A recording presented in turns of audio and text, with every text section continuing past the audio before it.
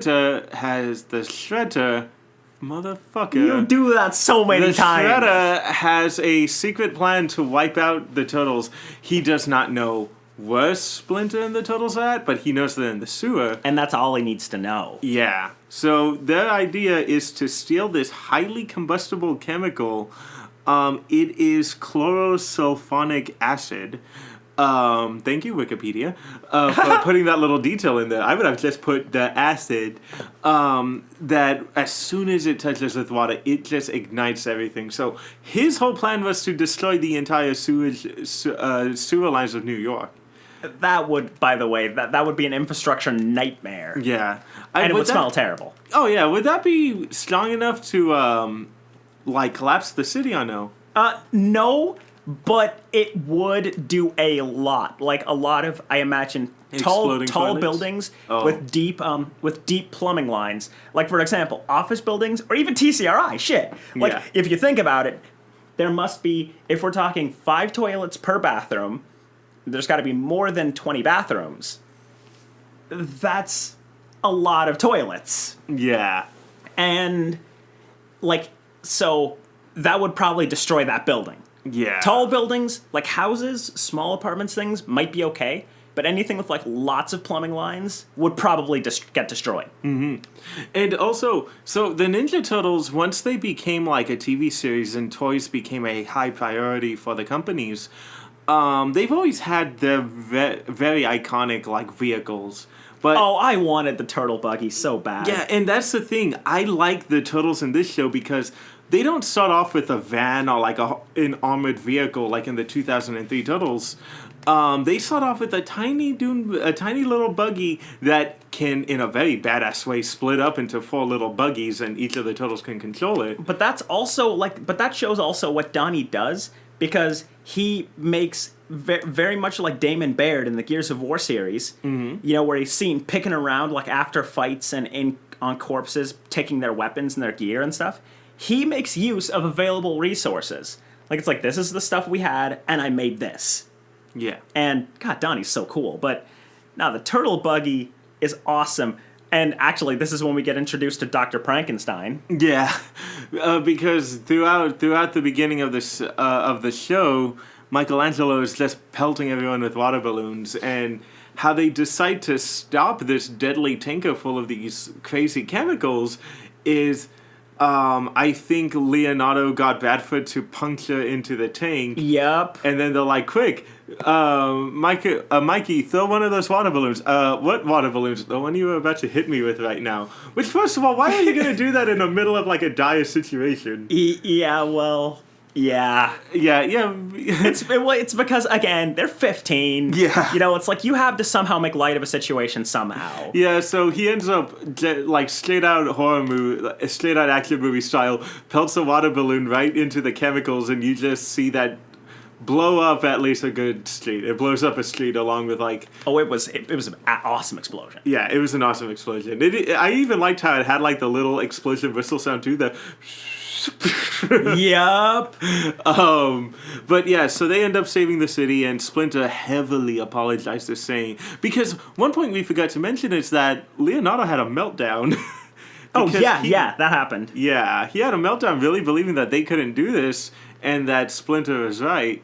But Splinter even apologizes that it's not the Shredder that made you scared, it was me, and I honestly to God apologize for doing that to you. At least, and that's, he apologizes when he does something wrong. He's not hey, because sometimes you'll see the stereotypical character archetype of the master or the sensei. Even if they make a mistake, they'll try to play it off. Yeah. And not admit fully when they're wrong. And, my favorite line in this episode. I have a favorite line per episode because some of these are just clever. The writing is so quotable. Good. Yeah. But I think, either one of two. When Bradford and Zephyr have to slog back to the Shredder, and he's like, you're telling me that you, Master Ninjas, were defeated with go-karts and a water balloon? Yeah. Which, by the way, it was just Bradford because... because Zephyr couldn't walk yet. Yeah. And, oh, man. And it really does show that, even though he's evil... Shredder, oh, I almost said it. Shredder does have a level of patience, but it's only like, look, when I say I'm going to kill you, I'm going to kill you. Let's not forget that. And, but I think my favorite liners are right at the end, where they were like, because they're overworked still at this point. Yeah. And you could see it. By the way, every character, everything that happens previously still affects them. Because while they were in the moment and the adrenaline was pumping, but you could tell they were still overworked and tired. Mm-hmm. And so when they were like, all right, can we take a rest? And Splinter's like, yeah, no training today. Unless Michelangelo throws that balloon. Yeah. I forgot about that scene. Yeah. Unless Michelangelo throws that balloon. Now we move on to an episode we're not... again, we could just kind of fly over this episode, but we go into Mouse's attack, where Splinter realizes that Leonardo and Raphael have a rivalry to each other, but so in order for him to deal with it without it creating a wedge in the group and the wedge between the two, is he forces them to work together and fight as a team against Donnie and Michelangelo. Which, by the way, I appreciate as well that they instantly realized that, rivalry aside, that's incredibly one-sided. Yeah, it's so one-sided, and it's a ton of fun just beating on them like that. But it causes this even bigger wedge where now Leonardo and Raphael are like, okay, we're the A team and you're the B team, so we're going to go ahead and investigate where these mysterious robot creatures, the Mousers, are coming from after they stole a bunch of tech from the Purple Dragons. You guys can go and take the easy task of getting April's phone back, which in both situations spiral out of control to the point where it is my favorite story where this would be so easy if you had this person, and this would be very easy if you had this person. Honestly. And it really shows, though, the level of versatility that you need to have as a ninja in being able to adapt to situations, even if they're totally not par for your skills. And I feel like that was one thing that they sort of referenced there, in that Leo and Raph, in particular, had no idea how to work together. Yeah. It almost brings, like, it was almost like a callback to the very first episode, where they are great as individual fighters, but as a team, they cannot coordinate at all. Mm-mm. And you could tell that. Donnie and Mikey actually seemed to have a better time coordinating. They still weren't very good, but it seemed like they had an easier time of it. Yeah. And so what ends up happening is they end up finding out that Baxter Stockman has created the Mousers, which, you know, Mobile Operational Underground Search, Excavation, and Retrieval Sentries. Yeah, which in the original 1984 comic, they didn't stand for anything. They were called the Mousers because they were made specifically to take care of the rat problem in New York. Which I really do like that the 2011 comic and the 2012 show are like, these were basically, these are drones. Like, these are high-tech military drones that I will soon sell to the military once they see how accurate these things are. Yeah. And... one introduction is the T-phone. Yes, which... I don't know, maybe it's the fact that I got into this super late, but I really want a phone case the shape of the T-phone. Yeah. Yeah.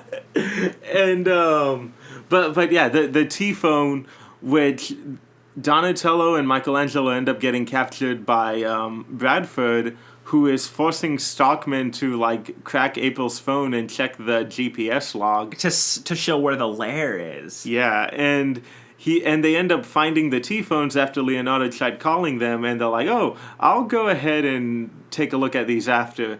And it just shows you how just prepared Donatello is at times, because almost immediately he's just like, T-phones self-destruct, and boom, the phones have a complete meltdown. Yep.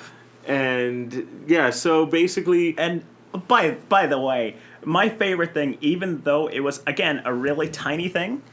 You may be a super world martial arts master, but having a cell phone explode in your hand hurts. Yeah. And you could tell, like, just a look on Bradford's face, like, ow, what the fuck? Yeah, well, in 1,000 Ways to Die, it even showed that a woman died that way, too, where she was on the phone and the phone exploded and took out, like, half of her head. Yeah, it's like, dude, like, you may be super strong, you may be a super crazy mutant that can lift. Like, he's a lot stronger than he was in his regular human form. Yeah. But that still hurts. Oh, yeah, definitely.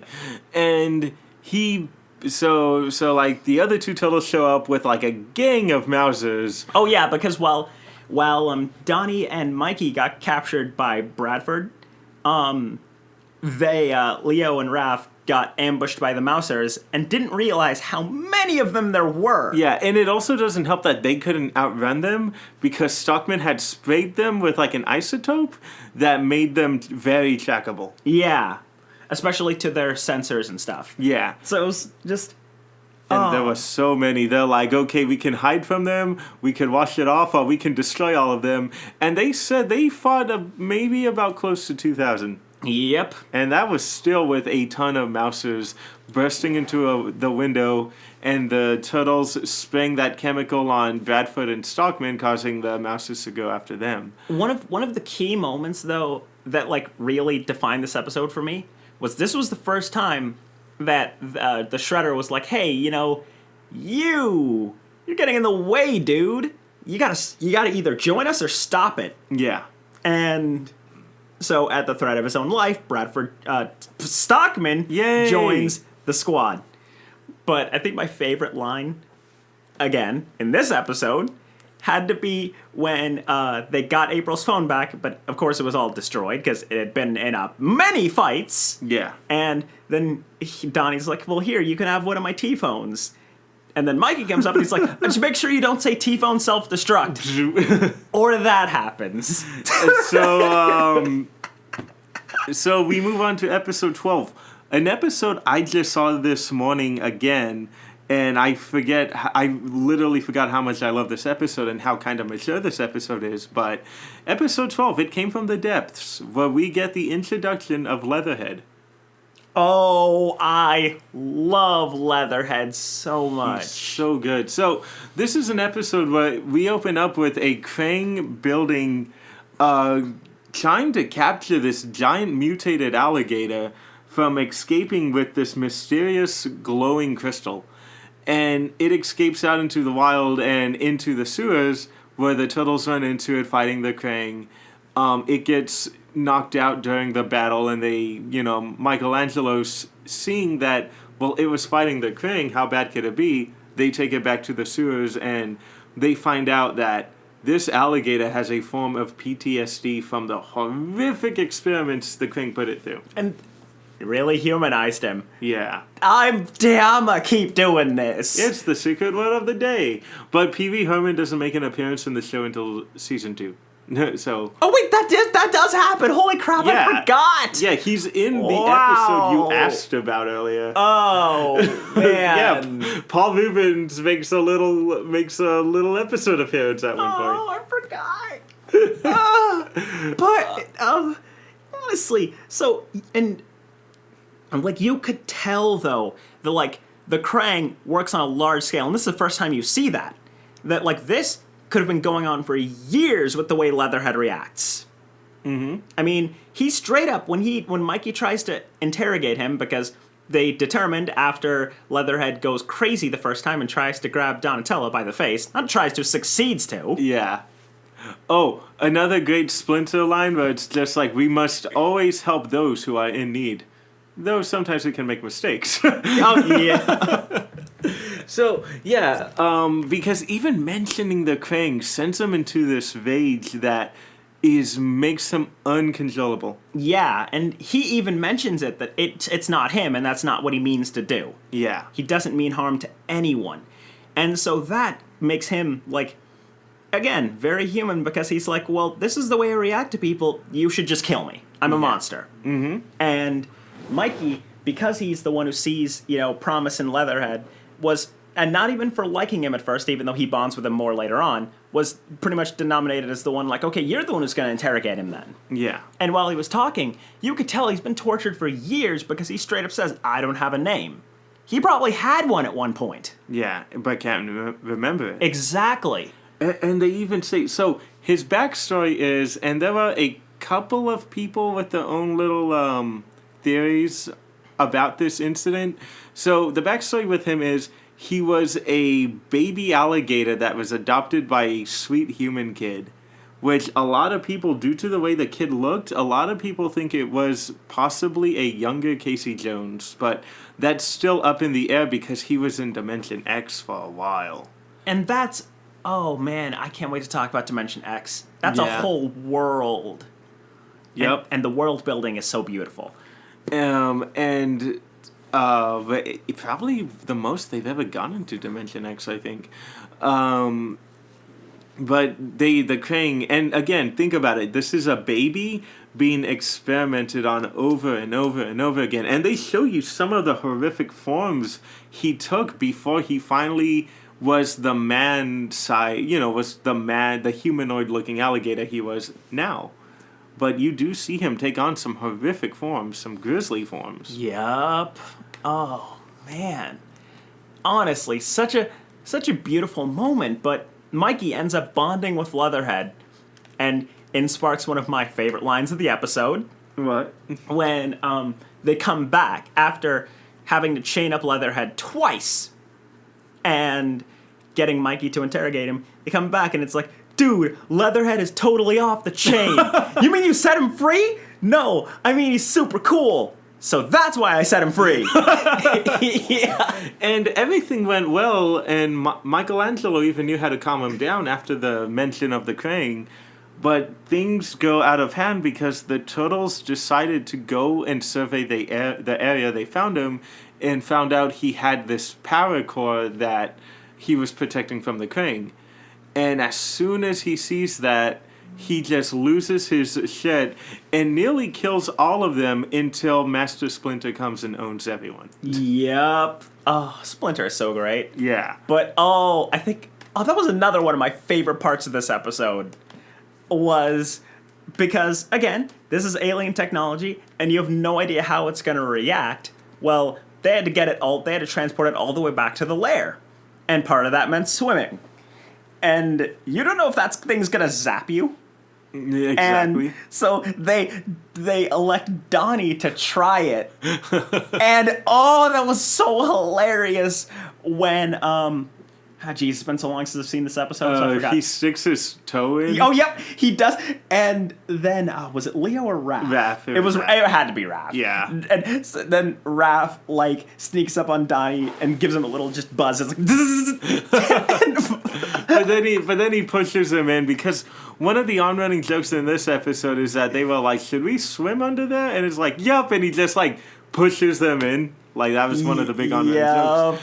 And yeah, so they go in, Leatherhead is told to leave by Splinter, and they find him in an abandoned train car, where he tells them everything. He tells them the backstory, which we already went through. Yep. And says it is this power core that without it, the Krang can neither leave or enter this dimension. Which is why the Krang were trying their best to find it. And what ends up happening is they end up getting attacked by a gang of them, and they activate a subway car while Leatherhead is holding them off, and they escape with the Krang basically talking to each other, saying, we have to alert Krang that the Turtles have the power device. And you just see Leatherhead get up, because they made you presume he was dead for a bit. Mm-hmm. And he gets up and he says, you are not telling anyone anything. And the episode just ends with him killing the two Krangs. That's insane, by the way.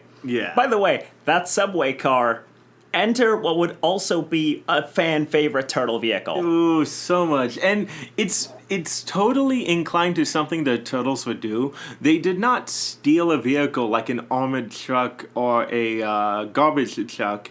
This is flat out in an abandoned subway car that they gave wheels, and it becomes one of my favorite turtle vehicles of all time. The Shell Razor. Mm-hmm.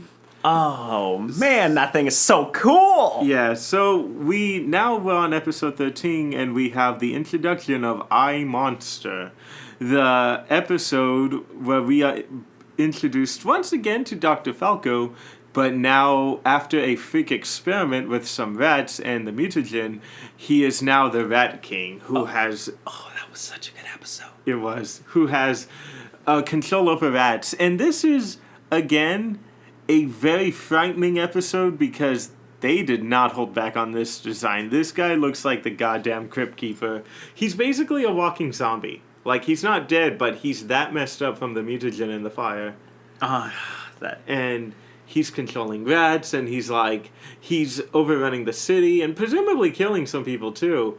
And he says, wait, I sense another one who also knew the bonds of humanity, and he will not only be our greatest warrior, but also my personal bodyguard. And of course, we know he's talking about Splinter. Oh, yep. Yeah, and it leads on to this on-running thing where Splinter's just like, well, how much am I Yoshi, and how much am I this rat? Like, and those, As the incidences with the Rat King and fighting for his humanity go on, you see like these internal battles that are so badass. Mm-hmm. I mean, you really get to feel for this guy. And you also see that even if someone is a wise master, they're not on a pedestal. They're not above being targeted themselves. Yeah. And this is an episode, too, where the Turtles...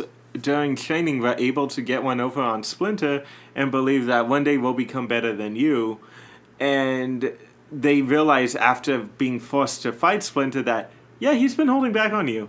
Well, because he's your teacher. Exactly. And, like, you really get to see that. It was... Oh, man, it's been so long since I've seen this episode, so I can't talk much about it. But what I remember was just how badass both the internal struggles and that final fight were. Oh, yeah. Because it's mainly just an internal struggle, and then when Splinter actually fights the Rat King, you see the Rat King turning the rats into, like, basically his personal shield and having them attack in unison to try to overcome Splinter. It's crazy, dude. Yeah. That episode was crazy. You could probably talk more about it because I don't remember that episode much. Yeah, well, basically what ends up happening is he's about to kill the Turtles until the Splinter actually shows up, looks at them, and is like, fights it. And he's able to break the control and goes after the Rat King. And the episode overall ends, because not a lot happens. It's just an introduction to a character who doesn't become really relevant until season 4, where they have a beautiful, absolutely badass, like, internal struggle with him and Splinter. But yeah, so we have that, and again, another really funny Splinter line is the Turtles are like, we're sorry we said that to you, but you know what? Maybe one day we'll even learn to overcome you. And then he's like, okay, listen. I have taught you everything. Everything you know is I taught you. But, and he does this really crazy ninja move where he flips him over, I have not yet to teach you everything I know. Yeah. Oh, man. That also foreshadows a lot of the later series. Yeah. Where where Splinter straight up does actually tell them, though, that, like, you can learn what I teach you, yes. But there's some things that don't limit yourself to only learning things because I teach you them. Mm-hmm. You could learn something from everything. And it's something that we later on see, how they fight. You know, they fight in their own style. Yeah. And that is when we move into New Girl in Town, which is the introduction of Karai. Oh, that was such a good episode. Yeah. Oh, man. But it goes on into that whole... It goes on into my own personal ew, because in this episode, Leonardo gets into an argument with Raph, and Raph thinks, you know what, I can actually lead this team better than you. So Leonardo, pissed, finally says, okay, you know what, fuck it, go ahead, and just leaves. And while he's jumping on a rooftop, he gets jumped by the foot ninjas and this mysterious girl known as Karai. And oddly enough, the show treats this like a meet cute. They have this really witty banter. They're fighting each other, and yeah, Leonardo immediately grows a crush on her, which is funny because they keep giving Donatello shit with April. Yep, and actually, I think that exact point was referenced. Yeah. But also, what I appreciated about this show as a very dedicated martial artist myself is every character in the show has their own individual fighting style that not only corresponds to the weapon that they use, but also their own upbringing. And, like, you could tell that this was almost the first moment where you had a character that could fight just as good as one of the turtles, using almost a completely different but yet similar fighting style. Mm-hmm. And it's just, you see a lot more of that later on in the series as more characters with their own fighting styles get introduced. But, like, you could almost tell that, like, a disciple of Splinter and a disciple of Shredder will fight similarly enough that they'll recognize each other's forms, but different enough that they can catch each other off guard. Yeah, and then even naming the specific moves they're doing and being like, oh, that's impressive. Oh, that's so boring. Like, and so, they meet, and Karai is trying to play at this, like, this trying to corrupt him sort of thing. I would say corrupting, but also, like, Leo has really felt the stress of being leader, and he wants to sort of let go and be this wild self. Mm-hmm. And so Karai is feeding that. So, again, just like with a lot of the characters, they're not cardboard cutouts. They're real people who feel the people around them, and she made that in him right away. Yeah. She knew, like, that he is stressed and overburdened almost, and needs to be able to let go. And that's why she's able to get her claws into him so strongly. Yep, and there was but due to the fact that he felt she hesitated during the first encounter, that he believes there is genuine goodness in her heart. Yep, and you're going to learn later on more about her, that she isn't just like a high ranker in the foot. We'll talk about that later. Yeah, and they end up,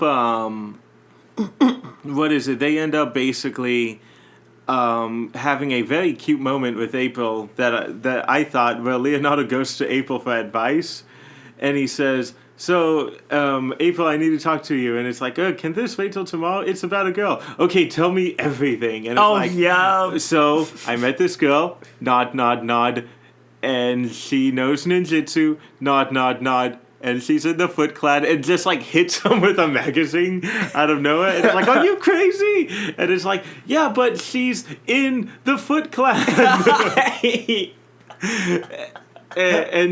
But she's just like, you know what? Whatever. I'll do whatever you want, but that's not going to stop me from texting your brother saying, he's meeting a Foot Clan girl. You guys need to stop him.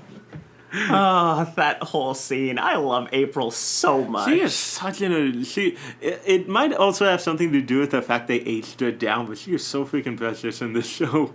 Of course, though, until season 4, where she goes through some demon shit. Oh my god. Oh, yep. But she's the same age as all of them, and you could tell. Because, like, she's very much into gossip. Yeah. And you can tell, because, she's in high school. Come on now. Yeah. You gotta be. And, of course, let's not forget her female best friend, who, again, is referenced maybe once in the first season, but is flat out shown in the second season, which... Ooh, the fact that she was friends with that girl. Yeah, the fact that she was friends with Irma for that long just sends chills down your throat. Oh my God. Just you wait. Oh my God. Just you wait. You guys gotta wait. But yeah, Irma, by the way, Irma's basically Tina Belcher. Yeah. And also because this girl has voiced her before, is flat out Velma Dinkley. Oh, yeah. Yeah, the same voice actor has played that character before. If Velma and Tina Belcher had a baby. Yeah, so real quick, we'll move on to the alien agenda, which Leo and Raph found out about what Karai is, and is flat out like everyone else. You cannot talk to her. She is a member of the Foot Clan. They're trying to kill us. So she ends up following them once they find out that April took a DNA test, and then suddenly a Krang showed up at her school trying to abduct her. So they end up going to examine this laboratory that was taking samples from April and student summer school to see what was going on. And you find out that the Krang are experimenting with animal DNA and mixing it in with a mutagen. And Karai comes in, presses a button, releasing every single organism that they had and mixing it in with the mutant, making this horrific chimera-looking thing. Mm-hmm. That, yes, almost in fact kills all the Krang and almost kills the turtles, but they were able to stop it. Then we have the flat-out introduction of Fish Face, which is Zephyr's mutant name, because we're getting close to some real huge reveals, by the way. We are getting very close. So Donatello ends up converting the subway car they have into the Shell Razor, which is basically this heavy armored subway car powered by the crystal that is just maxed out with weapons. It can launch manholes and like balls of garbage. Which, it's funny, as the show goes on, they kept forgetting to load in manholes in the Shell Razor, which I think has something to do with censors being like, that's a little too violent. You guys need to just stick with the stinky garbage cannon. Yeah. So they end up running into this vigilante called the Pulverizer, voiced by, I think, Troy Baker. I could be wrong. It could have also been Nolan North again. But it's this kid who is dressed up as a Ninja Turtle and is trying to also, fight crime and stuff. But he's terrible at it because he doesn't understand what proper training is. He just wants to learn, and that's it. He wants to be an overnight hero. Yeah. And he gets his ass beat by the purple dragons. Yep. Is saved by the turtles. What happens in this? He has no self-defense skills whatsoever, but meanwhile, Stockman prefers a pair of cybernetic legs for Fish Face using stolen Krang technology, and the Krang search for the lost parasite. Oh, yep. This episode was huge. So, basically, I've seen this episode at least 100 times, and I don't know why. When I tune in on the TV and there's 2012 Turtles on, I will always watch it, but sometimes I'm busy. So what ends up happening is like a little vacuum where sometimes I'll see some episodes hundreds of times, whereas episodes before it, I've only seen like twice or three times. Yeah. And this episode I've seen so many times. Basically, Donnie saves him from the purple dragons, and he's like, whoa, wait, what the hell? Like, there's somebody else doing this? Oh, man, I wanted to be the original. Yeah. And then Donnie sort of gives him a humbling experience that teaches him nothing because he takes him on. He's like, hey, I'm going to train you. And he doesn't take to train at all. He wants to just be good overnight. Yeah. And Donnie keeps trying to tell him that that's not how it works and absolutely embarrasses him when, in Donnie's own words, if you must play with the staff, and apparently you must, let's teach you some basics. And he can't do anything. No. And ends up, in almost a very cartoony way, hurling himself into Splinter's room. And Splinter comes out and just drops him. He's like, does this belong to you? Right. And then gets into a real feelsy moment where Splinter tells Donnie about how if you take on someone as a student, everything they do from that moment on is also your responsibility. And At all the meanwhile, by the way, the other turtles, minus Donnie, are basically out fighting Zephyr, basically. Mm-hmm. And my favorite line was when he shows up with his robo legs, and Leo's like, wow, sushi that delivers itself. No, wait, who said that? Someone said that. I think it was Raph. Yeah. It might have been Raph. It sounds like a snarky enough comment to be Raph. Yeah. And then they find out that not only does he have robot legs, and so now he can fight now. Yeah. But he can also use venom. Or poison, rather. Mm-hmm. Not venom, because if it was venom, that means you'd have to bite. Donnie distinguished that difference in the episode, too. Yeah, this isn't him using his biology skills. Honestly. I have none. But it was crazy. I think, though, the biggest key moment in this episode was when, after realizing that the turtles were hurt and Donnie had to come to the rescue, he's like, well, shit, now I gotta drag along this guy who doesn't do anything right. Mm-hmm. And he's, after admitting that he drove an ice cream truck as a part-time job, Donnie gives him the keys to the shell raiser. And they go and rescue the turtles, who have all been poisoned at this point, by the way. Yeah. So this is like a high-stakes fight, and that's one thing that you'll learn as the series goes on, is the characters themselves are not aware of devices like Deus Ex Machina and plot armor. Mm-hmm. They fight in every fight as if they are going to die, because they are if they don't do it right. The stakes are always high, unlike in a lot of cartoon shows where it's like, oh, well, I'll just fight this bad guy, but don't worry, it's like we're just training to know how the bad guys work. No, they fight as if they are fighting for their lives, all the time. And they end up in a pretty awesome stunt, smashing the shell raiser through the wall of a building.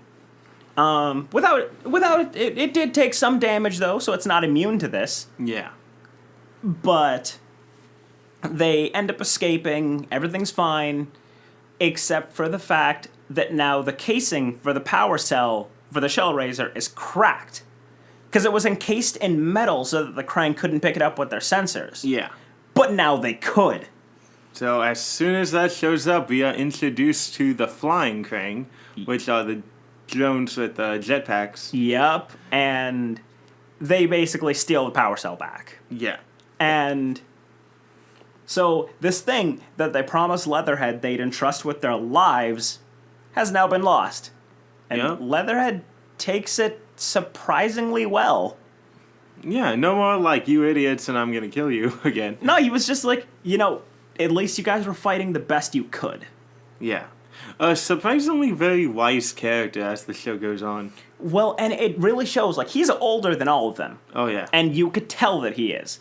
And not only in how ingrained the torture that he's gone through is, but just in his attitude. Like, because he mentions when he's, like, even in the first episode, when he's sane, that sort of rampaging monster, that's not him. That's not who he wants to be. Yeah. And you can tell that he's a lot wiser and smarter than that. But what happens next? Oh, right, sorry. So, you were distracted. The Turtles end up chasing the Krang to the TCRI building, which a lot of you guys know is a very important company to the Teenage Mutant Ninja Turtles universe, being the company that has created the Ooze. Yeah.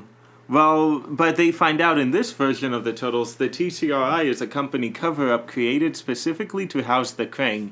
Everyone who works in there, at least all of the official higher-ups and some of the security, are all Krang. They do have scientist workers, which is why Raphael gives the idea of why don't we just blow up the entire building, and it's like, well, there's humans working in there too. We don't want them to get caught up in this. Yeah, and that's also, by the way, that's the best front for any villain, is if you're going to have a business working as a front, have real people working there who have no idea what's going on. Or maybe they have some idea of what's going on, but not much. Like, it's just a good front. It's just Villains 101, dudes. Yep.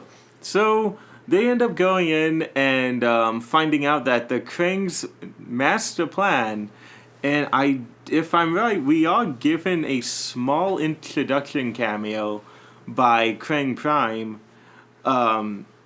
that their master plan is to open a portal from Dimension X to Earth and just have a flat-out invasion, bring in all of the creatures associated from Dimension X, bring in all of the Krang forces they have, and just do a flat-out invasion. Yep. And the Krang Prime is, in fact, just a voice in this episode with a little close-up on their eyeball.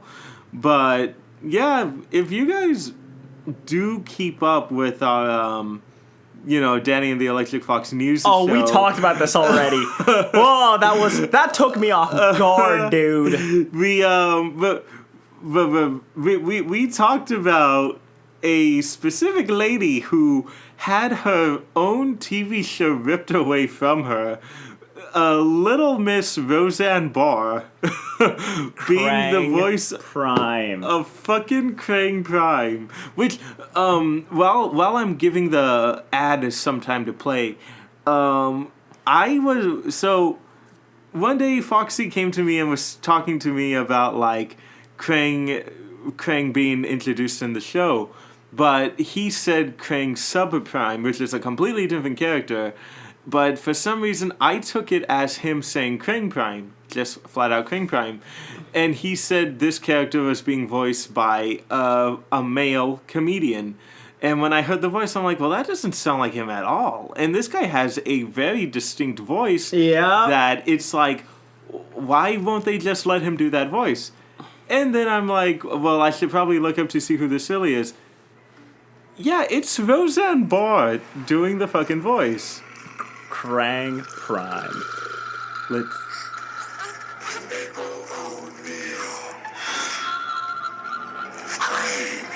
Has waited a long time. I mean, they just flat out had a voice and a shit ton of like.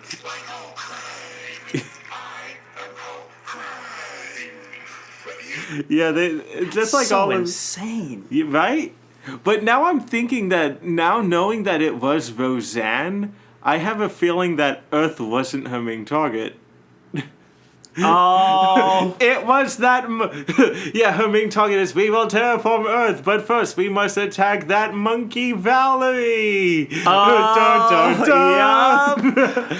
But dude, did you hear what happened to her in Roseanne? No. So, they had a Roseanne reboot, as we talked about before. Yeah. But the show had already been bought in for a second season, but they're like, we're not going to let Roseanne come back. This is terrible for us.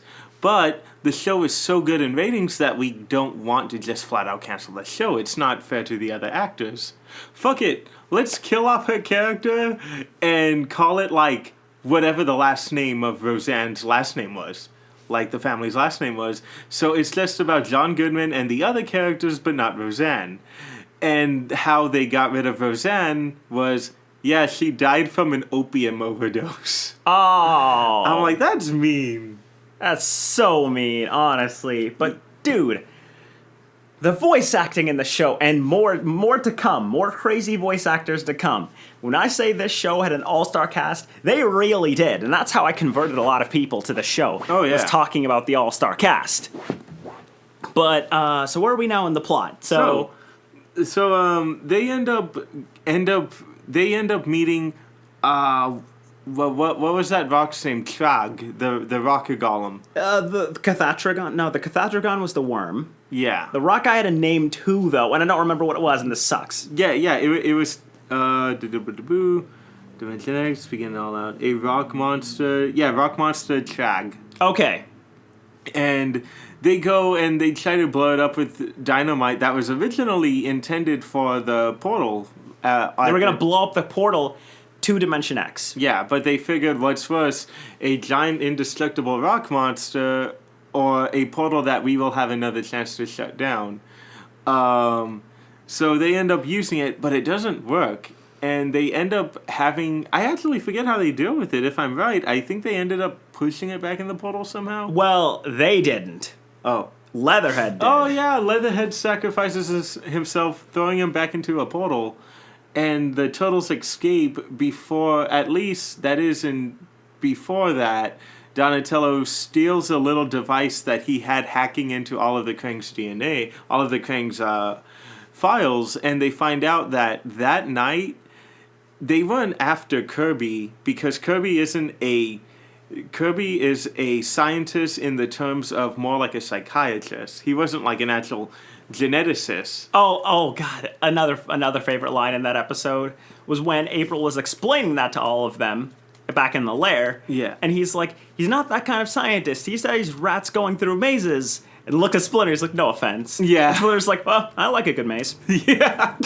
Also, I don't know if it's a season 2 thing, but one of my favorite Splinter is a rat thing is the cheese phone. Oh yeah. Well, one of the first introductions to it is the cheese phone. That means it's an emergency. But yeah, so we move on, and we're gonna go by this very fast because I remember not liking this episode at all.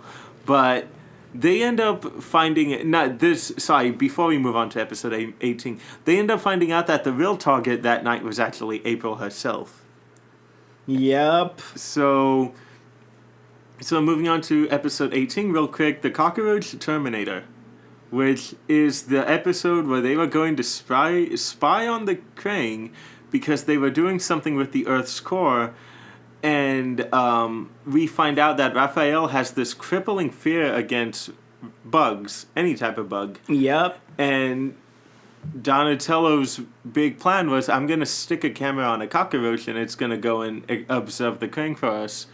What ended up happening, though, was before that happened, Raphael almost killed the roach, and then the roach gets exposed to the mutagen, where it turns into a giant cockroach Terminator. And this is actually the first example of the many movie crossovers that we get. Yep. Where like, and I cannot wait till season 2 because they have like one of my favorite crossovers. But yeah, they it's basically the Terminator, but a giant cockroach. And it's Raph learning to fight it while at the same time trying to get over his fear. Yeah, and I mean, that in itself is a powerful moment, which you will see called back to. Yeah. But all in all, I mean, and unfortunately, you know, I'm a hardcore fan, but I'm also a real fan, and I can be straight up honest and not have nostalgia fuel everywhere. Yeah. Honestly, this was not a very good episode. No, it wasn't. And I think even the creators knew the episode wasn't that good because they hinted at the end of the possibility of it coming back. And the best it got was a cameo during the Mutant Zoo arc, where the Krang were gathering up all the mutants and trying to like take over their minds so they can use them as soldiers. Yeah. That is probably the most you've seen it since then, but it never had a return because honestly, not a lot of people did like that episode. No, honestly, like, not much really happened. I can't. Like, I couldn't talk too much about this episode because not all that much happened. Yeah, so we'll move on to Baxter's Gambit, where Baxter is able to convince the Shredder into like, well, look, if you want me to take care of the turtles, I got a prime way of taking care of them. So he creates this super trippy, like, maze. The Maze of Doom. Yeah, but in the process, he ends up trapping Dog Pound and Fish Face in with the turtles. And after a little fight, they realize, actually, I think what we should do is team up just for this one time and figure out how to get out of here.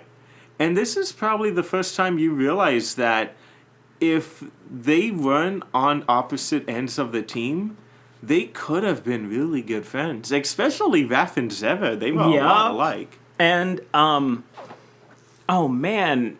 And what's crazy though, well, first off, in the beginning, I do want to say, in the beginning of the episode, in that initial fight between Zephyr, Bradford, and the Turtles, they pretty much mentioned that they pretty much mentioned that how frequently talking about how expendable Baxter Stockman was, and how they didn't really need him, they just needed his skills. And he starts to hold a grudge. And so he ends up trapping them in there because he's like, well, all right, you know what? This is what you think of me? Well, here, fine. You try to survive my shit. Yeah. And it goes from a endless tunnel that is shooting deadly lasers at them to panels that if they fall through ends up throwing them back into different parts of the building, different parts of the same room.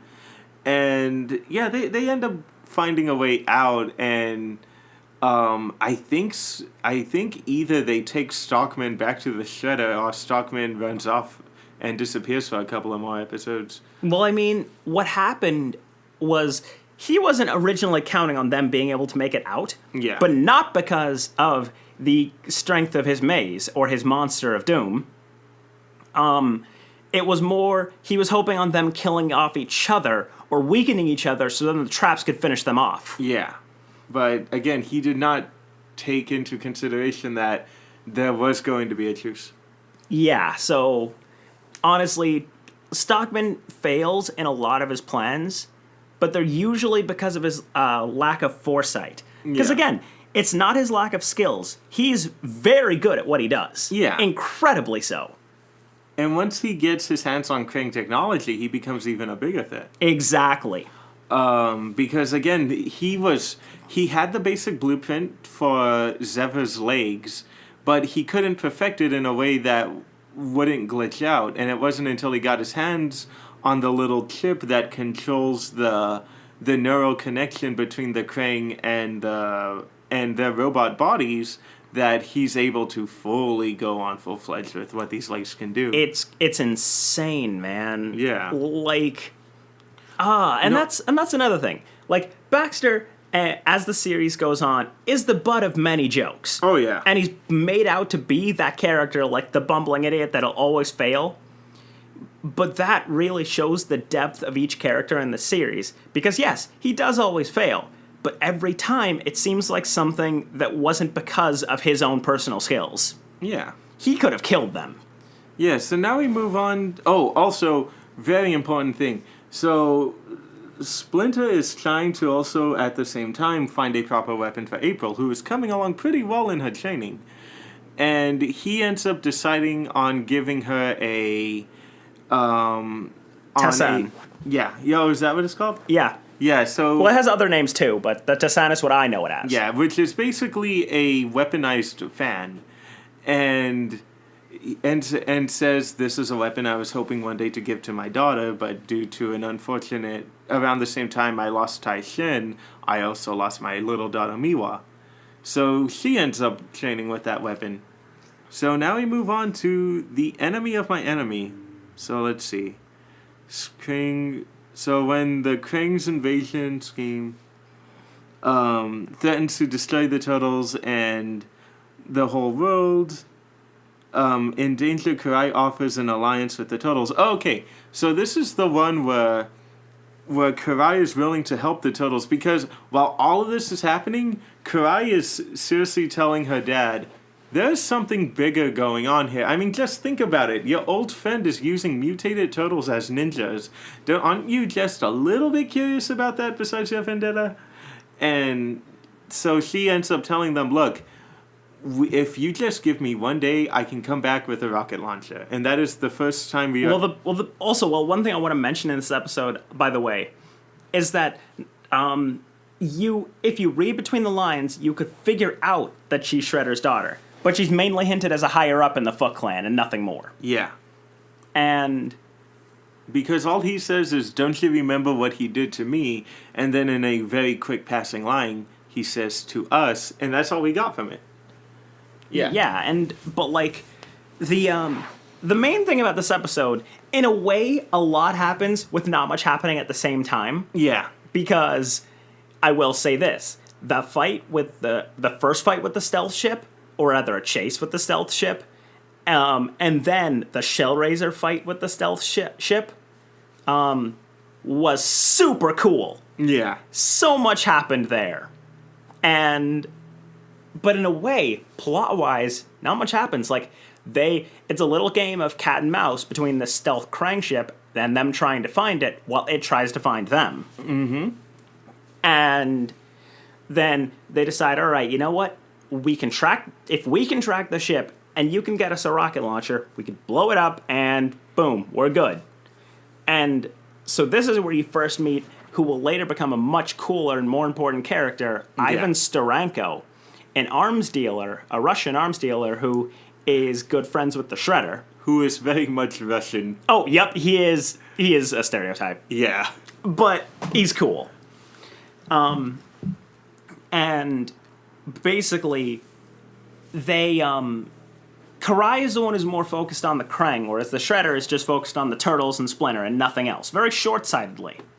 Leo picks up on this when he talks to Karai and realizes, hey, you might be able to help us because you're not short-sighted like the Shredder is. Mm-hmm. And they, against his judgment, ends up letting the other Turtles convince him to use this alliance as a means to get close and potentially kill the Shredder. Yeah. But, so they basically design an electromagnetic grenade that would use Shredder's armor to essentially kill him. And they give it to Mikey, and Raph and everyone's like, wait, why are you giving it to Mikey? And Leo, I think, was the one who explained that when it comes to water balloons, Mikey's the best in the business. It's kind of the same thing. Yeah. And Karai ends up deflecting the grenade in a 1 in a million shot.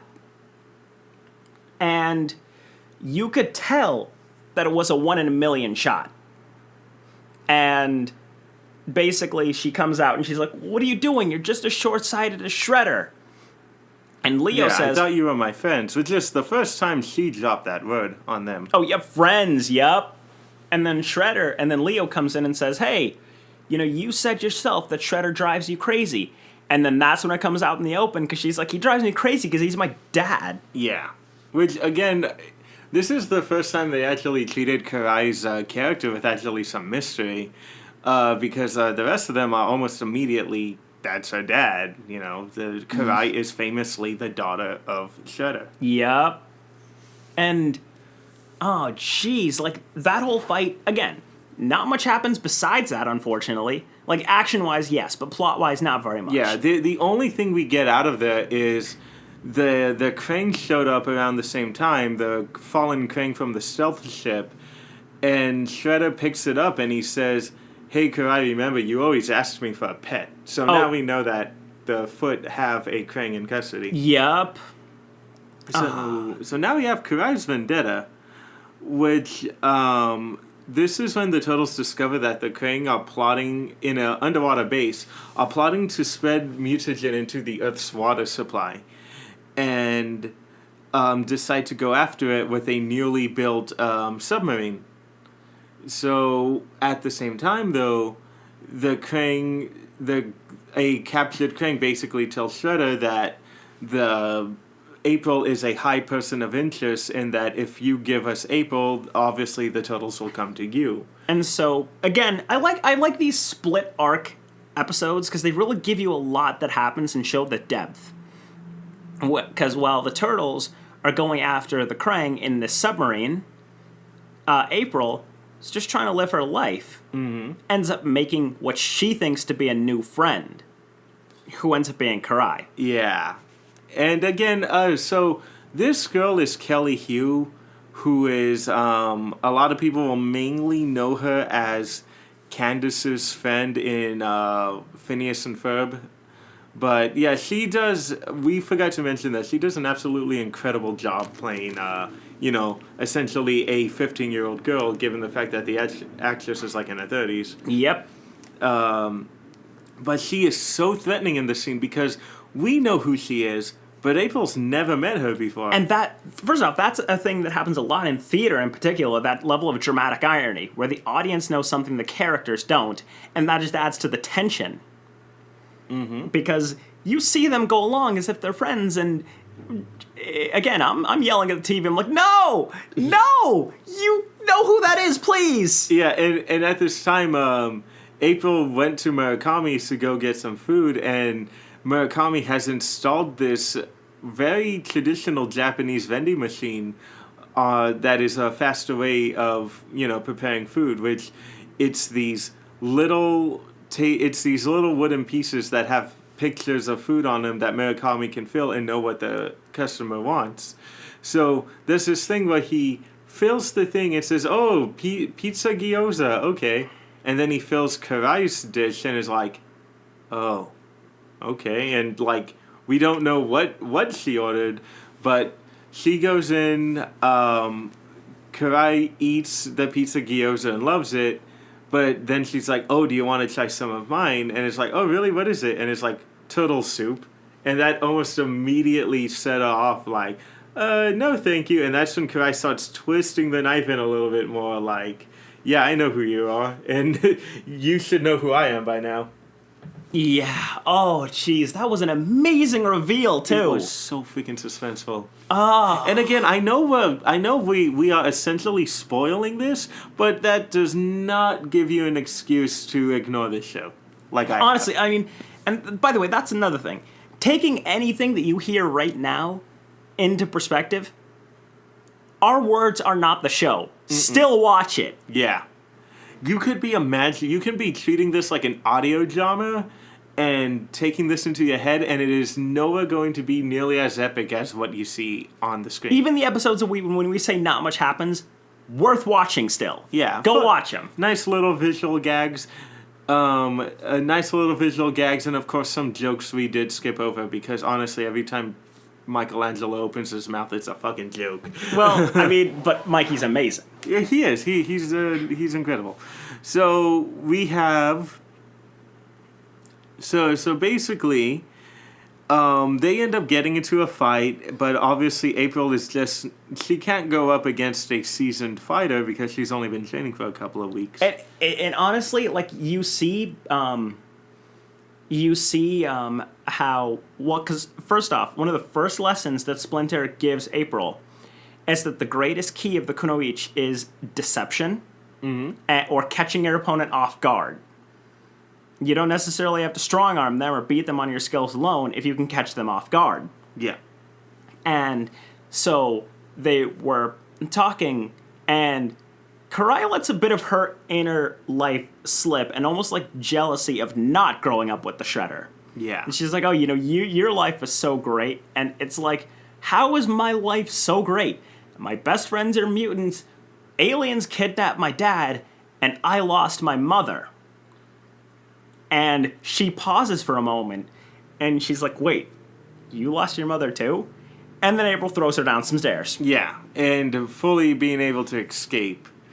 And I think in this one, if I'm right, this is where the Krang fully realize that the Turtles are just as much as a nuisance to you as they are to us. I think it's time we finally team That's up. what started the alliance, Yeah.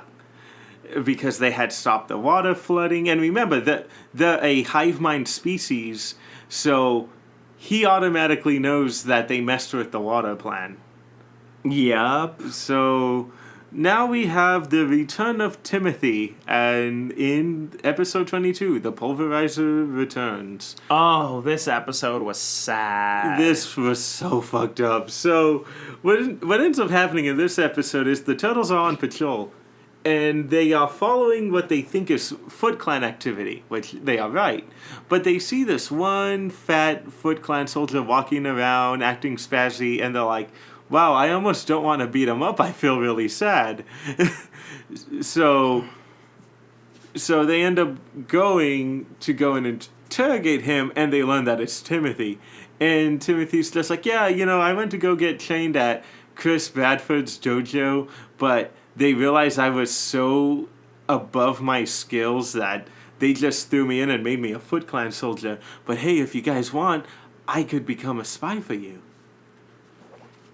Yeah. And he does his job. He tells them he tells them one of the master plans, which is the Shredder is planning on using the mutagen supplied by the Krang to create an army of mutants. But even the Krang tell him, like, look, this isn't gonna happen the way you think it does, because one of the things they say in, I believe, the Rockwell episode is the Krang were planning to use the mutagen to conquer Earth, but since the laws of their dimension work differently here, Now they have to start from the ground up to reverse engineer it. And learn how it works here. It's very unstable, unpredictable. Mm-hmm. And, oh man, this is so sad. Because, again, think about the emotional toll on Donnie. Even so much as, even when he mentions being a spy, Donnie tries to reject. Because, again, he took him on formally as his student. So anything he does is his responsibility. Mm-hmm. And so the plan goes really well. And when he goes on the radio and talks about how there's a plan that Shredder's planning and where they're going and what they're doing, they try to pull him out. They're like, okay, you're done. Good. And Timothy outright refuses. He says, no, I'm going to stay in because they're talking about mutating, and I want to be a sweet mutant like you. Yeah. And that hits Donnie hard, and you can tell it does. Yeah, because he doesn't like being a mutant. I mean, being a mutant is one of the things that is keeping him from forming a proper connection to April. Yeah, and so he's like, no, you really, not only is the mutagen unstable, but, like, being a mutant is not all that great. You really don't want to do this. And, oh, crap. What? We are missing. We literally glossed over one of the key themes of this episode. And what is that? That they, the Splinter told all the turtles that they're getting too comfortable in their own fighting style, so they should switch weapons. This is what happens when I don't read the synopsis. Yeah, they switch weapons, and the turtles can't do it. You know, their forms do not support these weapons at all, and when they do train, they don't know how to use it. Leonardo's literally tripping over Donnie's staff. Michelangelo isn't used to the weight of the swords. And you could tell that it's not what they're used to. And they go into a fight with the Foot, realize that they're getting creamed, and then, in a moment that, by the way, was very close to Timothy blowing his cover, they end up having to fight the Foot, and they realize, okay, we can't do this well. Switch back. Yeah. And they made the mistake of not switching back again before walking back into the lair. So Splinter's like, oh, so you didn't do what I wanted you to. So, all right, well, now you're going to fight with no weapons. Mm-hmm. And and they end up going into the final mission, the warehouse, where they were going to stop mutating soldiers, and basically just start picking up weapons from the ground and using them to fight against the Foot, which is super cool to see, but at the same time, I wish there were a few episodes of them learning how to use each other's weapons. Honestly, same. Yeah. I mean, I'm versatile. I can use many weapons, but even still, I've got my, few that I'm so comfortable with.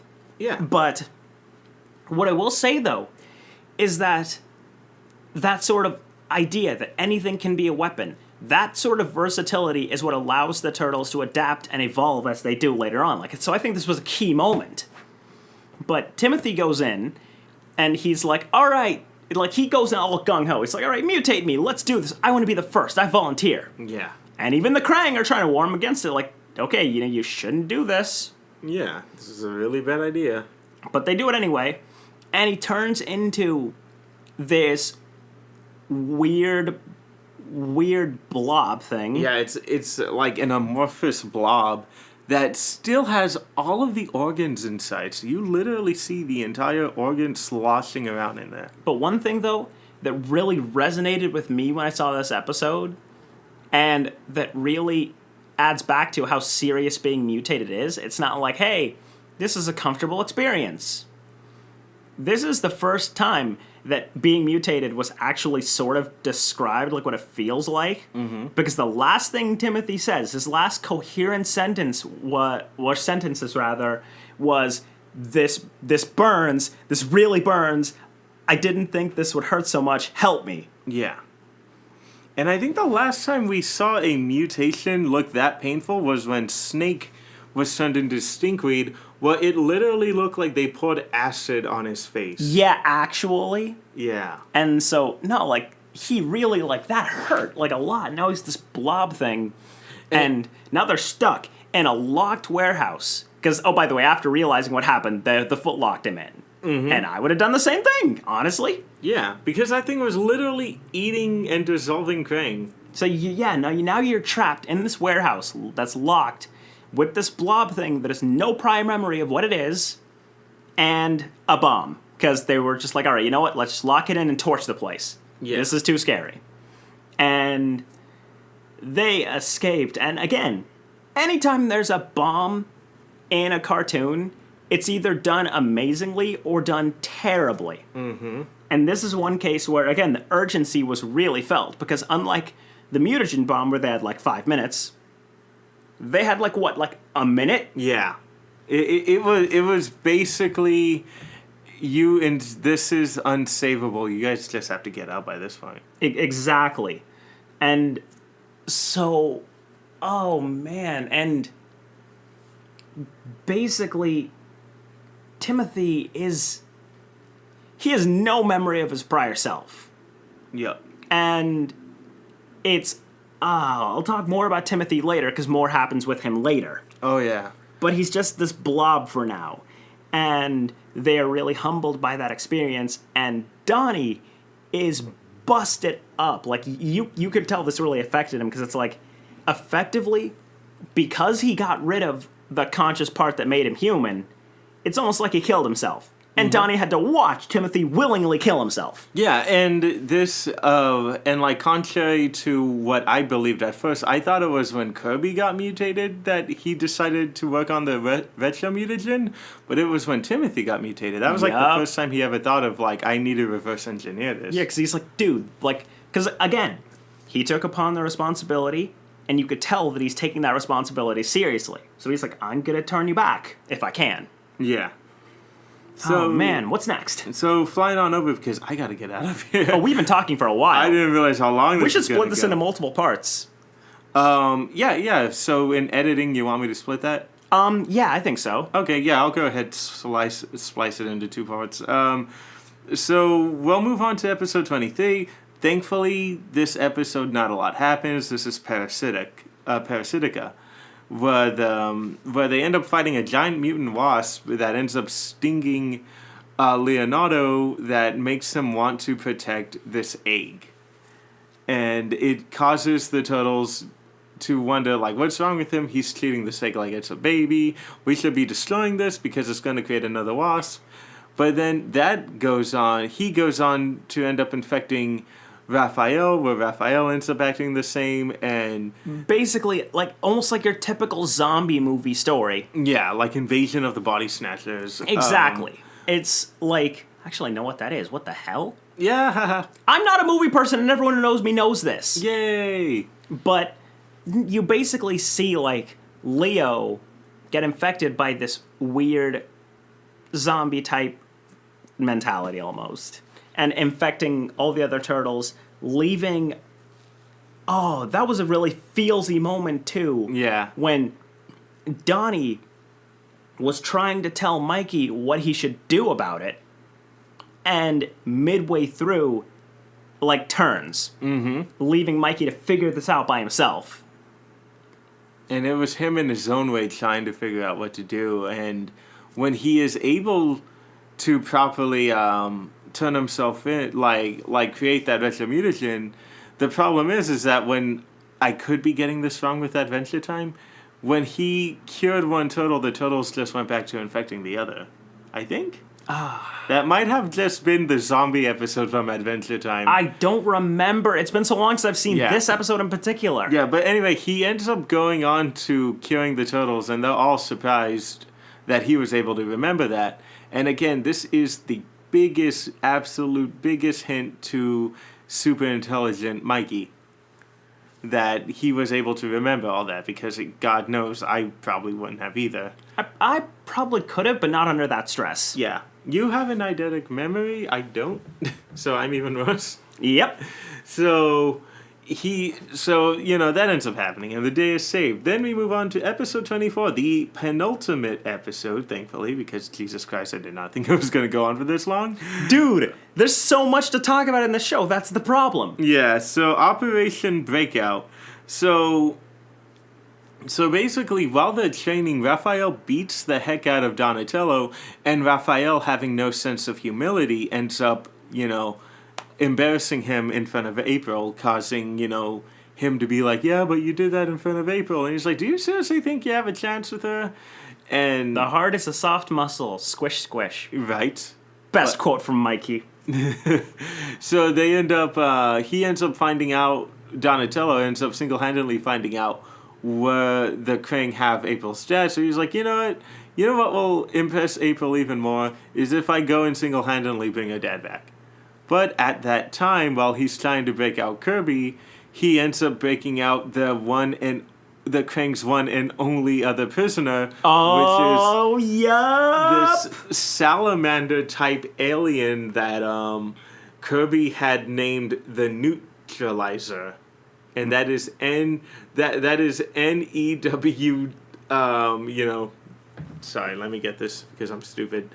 NEWTR TRAILIZER,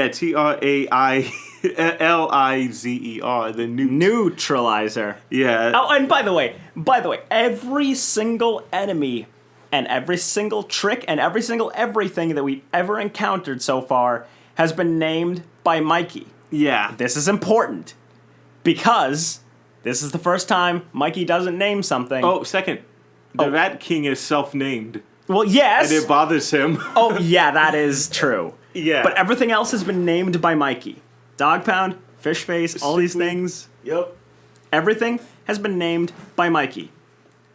So when Mikey found out that someone named something without him, that breaks it. He is so upset. Oh, Donatello even references please don't say that in front of Mikey. He's gonna get so mad. Yeah. But yeah, the Neutralizer ends up destroying the Krang, sending the entire Krang base into into an emergency. But at the same time, this thing is also going after them. But the Neutralizer is another example of an enemy that is way above the Turtles' skills. So it ends up being really, really difficult for them to break him out. But once again, with a lot of characters, you'll see individual drives and individual motivations that will sometimes conflict. Because just like the question they had with Leatherhead beforehand, this thing's going after the Krang, but he's also attacking us. Whose side is he on, and do we trust him? Exactly. But we do later find out that the Neutralizer is not a good man. He's not a good man. Not at all. Which in this episode, I think we already accidentally dropped the name. I think we did it before recording. But the Neutralizer does not have a voice actor at this point. It's only making noises. Yeah. But he ends up, they end up escaping and bringing Kirby back to April. But unknown to them, the Krang was probably planned this the whole time, and they stuck a little mind control chip on the back of his head. Yep. Oh, so, man. Now we get to the finale. Yep, episode 25 and 26, Showdown.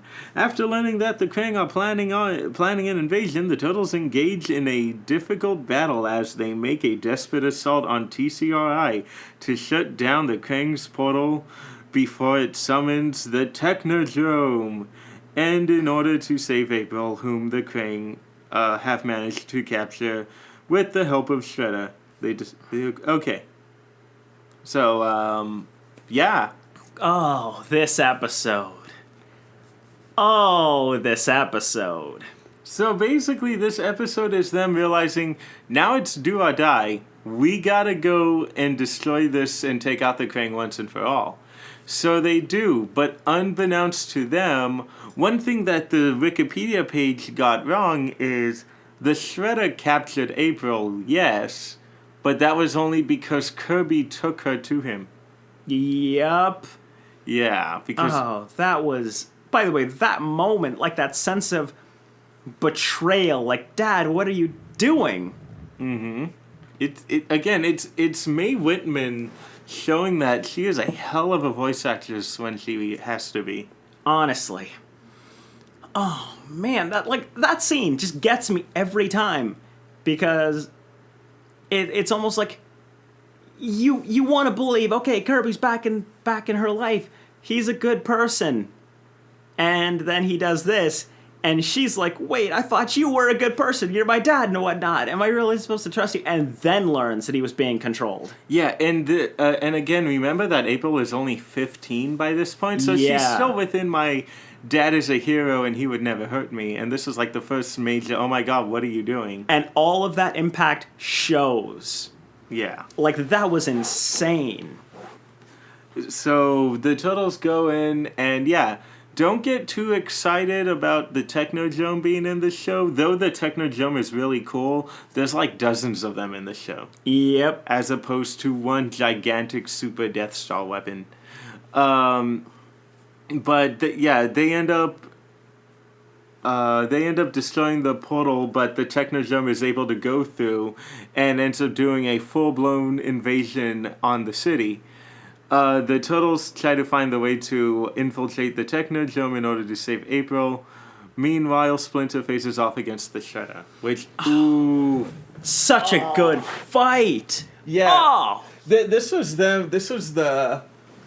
definitely the creators finally like, we have two martial art masters going at it with each other. Let's go all out. We don't have to show one holding back on the other. We don't have to show that the other fighters are inexperienced. Nope. It is a flat-out fight. And you can tell they really did do a good job of pulling Splinter off of the master pedestal that a lot of cartoons will fall into.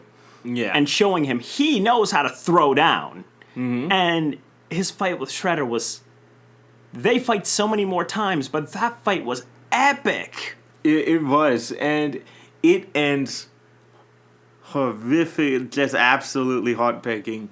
So we mentioned that Shredder had a daughter named Miwa, who was presumably killed during the fire that killed his wife Tai Shen.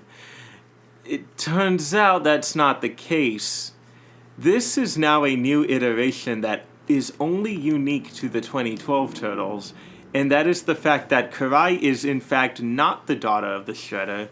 She is actually the daughter of Hamato Yoshi, Splinter, who was kidnapped by the Shredder during the incident and was raised to believe that Splinter had killed her mother and ruined their lives.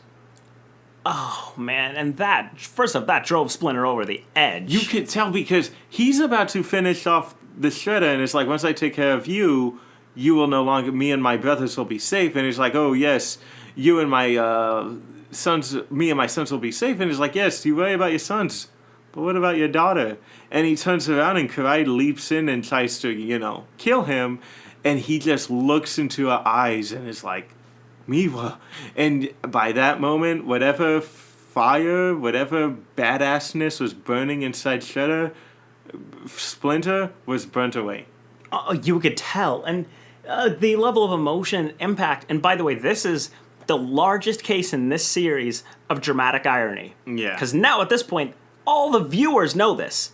None of the characters know this. No, the only one who knows is Splinter. And it is a while until he tells anyone. Well, and I appreciate the choice they made to make it so long before he tells anyone, because that is a lot to deal with. You have to process that in your own time. You can't talk about that. Well, actually, now that we're coming on towards the end of the season, the one thing I always loved about this show while I was rewatching it was how long it takes for them to get to places, but it's long in a way where the pacing is nice and steady. Again, the Shredder doesn't show up till episode 6. He doesn't interact with the Turtles until episode 6. He doesn't show up till episode 3. It really is. It takes its time to build a world. Yeah. And that's one thing that I appreciate in a show, and usually it takes, multi-hundred episode shows to show this, but world building. And I think a good example of world building is Naruto. because a lot of people talk shit about Naruto because it's filler arc and how some things seem to drag on. Yeah. But one thing that Naruto does super well is show you a world and make you really understand and connect with the world and the people in it. Yep. Like, you know, it's dumb little details, but like, for example, how anyone who watches the show could pull out a map and actually draw out the Leaf Village.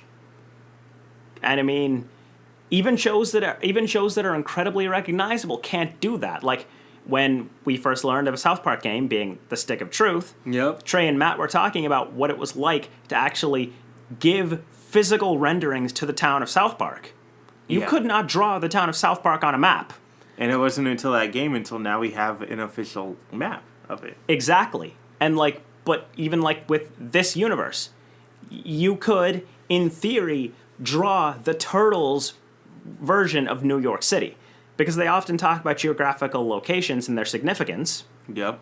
But also, you just look at how they interact with the world around them. All the characters, all the environments, they are all given a layer of significance to the show, and that's what makes you fall in love with it. I mean, it's something that is much more apparent as the show goes on, but the world building. They don't rush through things, for the most part. My own personal grudge with the series. But Yeah. they don't rush through things for the most part. They let the world and its characters sink in and become significant. And that way the Shredder isn't like this, oh, he's just the bad guy. No, he's actually something more than that. He's someone who you should actually be scared of. He's Yeah. a scary person. And he's not just scary because he's evil. He's scary because he's fucking scary. Yeah, and it plays into this as we see when, as it goes on, and he's fighting the Turtles, who at one point do find out who Karai is, and he's fighting Splinter again, and it's just like, you better not touch my daughter, or you took my daughter away from me. And it's like, she was never your daughter. You took her life away from her. You took her mother away from her. You took her father away from her. Like, you are not her father. But again, the guy's just so out of it. And That first fight with the Shredder was just, that really set something up. yeah, Because, once again, they aren't trying to just beat each other up like a lot of big encounters with the main bad guy go. oh yeah. They're trying to kill each other, and you can tell right away that's what they're doing. And also, this isn't the 2016 movie where the Shredder was in a giant mech suit. This is a guy in traditional battle armor fighting with these retractable, knives. But that's about it. He still gets as down and dirty as anyone else does. This is only just the beginning. This is season 1. We could, I'm thinking, because we talked in so much detail, I mean, this took a couple hours. Yeah. We will split this up into 2 parts, and I think from now on, we'll take each season and split it up either into 2 or 3 parts. Yeah. I think that'll be smart. Yeah, and they'll be within sessions. So we'll do like 10. We'll do 13 episodes a session. Yeah, that sounds good. Come back and do it again. All right. Yeah, so we'll do that because I got to study for a test. It's already going to be 5 o'clock. And I'm literally across town. So I got to. Yeah, but this was something really special. I hope you guys enjoyed it, and this is going to be what we do for a little bit because I'm obsessed with the show, and I've made another convert to the glory that is this show. Yeah. So yeah. And again, before you leave, he's got me hunting for these fucking toys now, and it sucks because these toys are so freaking expensive. And as soon as the show ended in 2017, the toys all got discontinued. They all became collector's items. They're almost impossible to freaking find. And yeah, like, I do 100%. It is pretty simple why Playmates canceled this line so fast and why they canceled a ton of toys that went unproduced. And that is because Nickelodeon was pushing Rise so fast that Playmates had to immediately cancel this toy run and start working on Rise. So bad, Yeah, though. which, if there's one thing I wanted to say, and I accidentally made a cliffhanger, is the reason why Rise may not stick around for as long as the 2012 show did is because the toy sales are nowhere near as good as the 2012 show was. The 2012 show had kids who are liking the toys, but at the same time, the designs were so cool and nostalgic that adult collectors were buying these toys. At one point, they do this magnificent thing where they made toys, a part of the Teenage Mutant Ninja Turtle line, that were the designs of the 1984 comic book Turtles, where the Turtles were dark green and they all had red bandanas.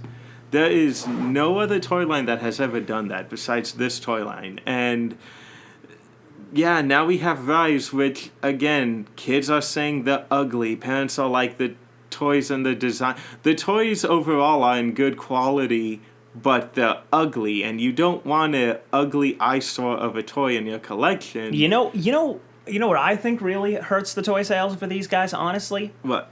It's because of the series surrounding them. Yeah. Now, here's what I mean by that.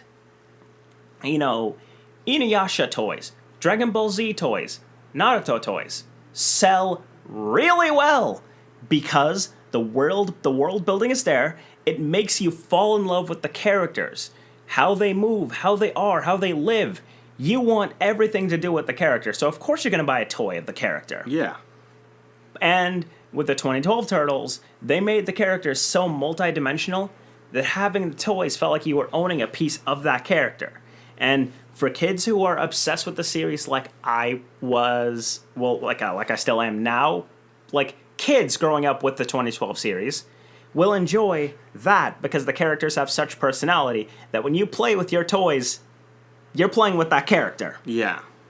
And the Rise Turtles don't have much personality, thus I wouldn't play with them.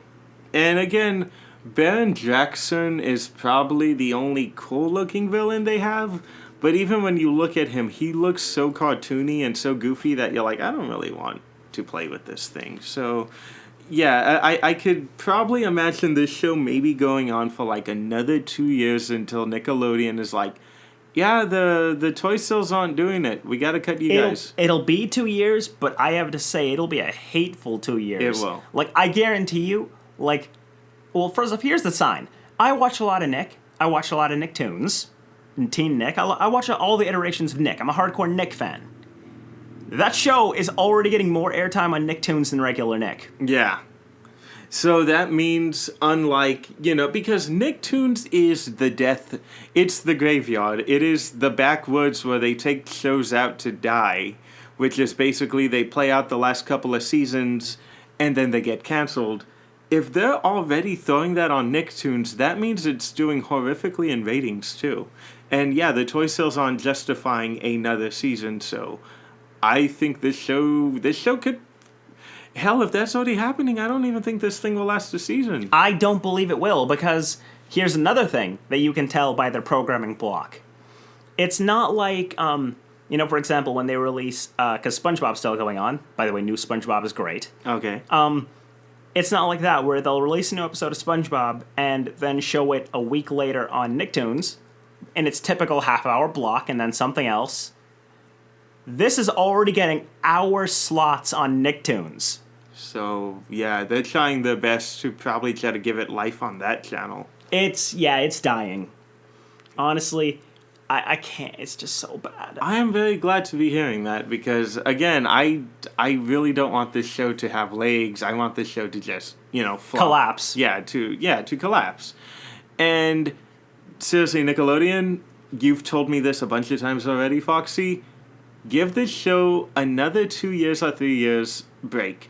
Re-release a bunch of the toys from the 2012 series. Maybe make some original toys to keep fans and kids going. But yeah, you get TV show wise, give this a break. Just see, here's my problem with this show. A lot of the Turtles universes are very well spaced out between when one ends and another begins. I mean, 2012. When did the last series end specifically? Because you watched it more than I did. 2009. Okay, sweet. 3 years. That's a 3-year break before we even heard whispers of new Turtles. And like a lot of shows, I mean, look at okay, well, here's a good example. If Legend of Korra came out less than a year after Last Airbender, it would have bombed. Oh, no, yeah, I am a huge fan of Korra, and even I'm like, no, you guys need to give these characters time to rest. And that's why Korra did so well, because they evolved with the fans that watched Last Airbender. But even Rise, even the way it is right now, if this had come out 2 years later, I wouldn't have minded it as much. Yeah, I mean, I definitely would have had more of a reason than to not watch it.